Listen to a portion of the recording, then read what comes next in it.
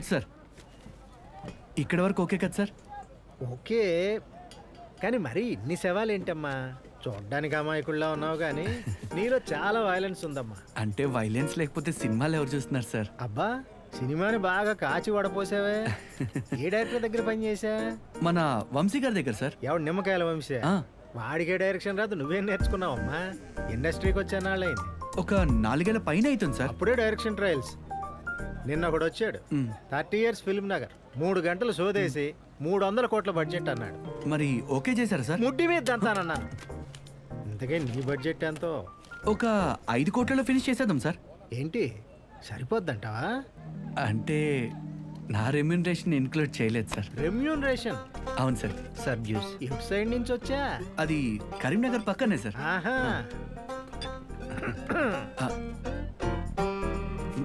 ఇందాకేదో చెప్దాం అనుకున్నానమ్మా.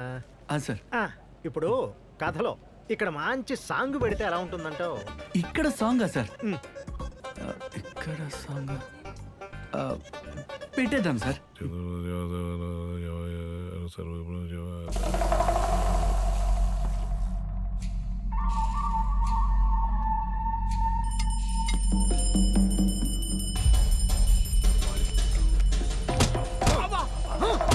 లక్ష్మీ క్షీర సముద్ర రాజతనయం శ్రీయంగ భూత సంస్థ దేవంతాం లోకైక దీపాంకురం.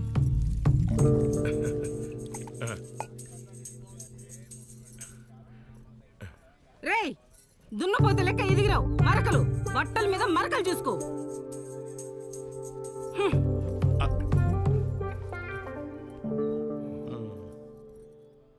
ఎట్లయినా చేసి మన మటన్ బిజినెస్ లేపాలన్నా. మళ్ళీ ఏమైందిరా? ఆ రిపోర్టర్ గాడు మటన్ కంపు కొడుతున్న పేపర్లో రాసిండు కదా, అది ఆన్లైన్లో వైరల్ అయింది. అదెవరు చేసిండు? జనాలు చేస్తురే. జనాలా? వాళ్ళని కూడా వేసేద్దామారా? కానీ వేసేసి అందరిని ఏడబెడతాంరా. జాగాడు ఉంది అవు కదా అన్న. ఏంటిది, టైంకి వస్తాడన్నావు? వచ్చేస్తాడు.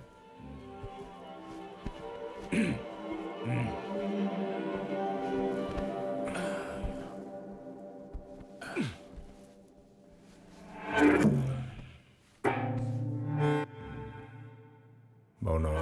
బాగున్నా అన్న.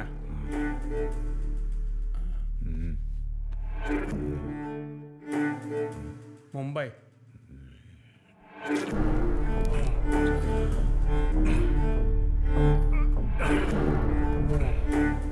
ఒక్క నిమిషం. సరే అన్న.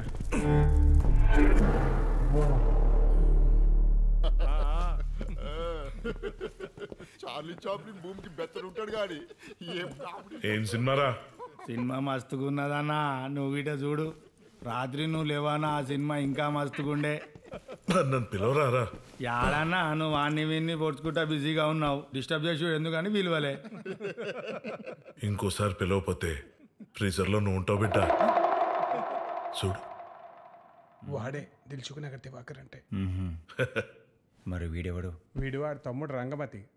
ఆడికంటే ఇది చాలా డేంజర్. ఇక్కడ బిజినెస్ చేయడానికి వచ్చాం. వెయిట్ చేస్తున్నామని సెన్స్ లేదా వాడికి?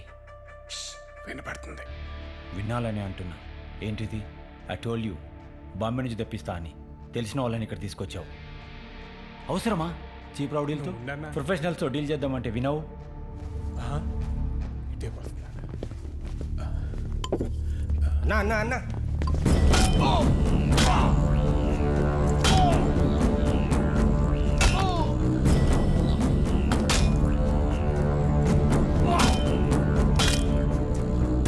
అంగి మర్చిపోయాను.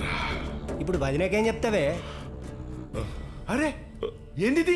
ఏం చేసినావు అన్నా? వాడేదో వాగిండన్నా. వాగ్బే, ఇప్పుడు ఇటు శవాన్ని ఆడబెట్టాలి. లోపల జాగలేదని చెప్పినా కదా, వాడిని మాత్రం ఎందుకు విడిచిపెట్టావు? లోపల జాగా లేదంటున్నావు కదరా. సర్లే చెప్పమంటే 100 చెప్తావు. వదిలే, వాడు ఎలాగో బతికే ఉన్నాడు కదా, ఆడితో బిజినెస్ మాట్లాడు.